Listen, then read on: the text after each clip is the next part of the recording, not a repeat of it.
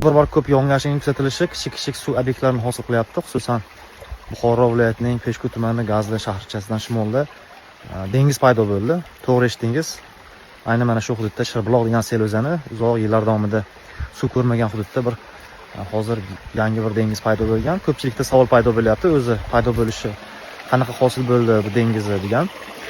Bu yil mana shu dekabr oyidan may oyiga qadar juda ham ko'p yog'ingarchilik kuzatildi. Xuddi Qizilqum cho'llarida tog' etagidagi bir yog'in kuzatildi desak ham bo'ladi va mana shu suvlar baribir birlashib qayerdadir yig'ilishi muqarrar edi.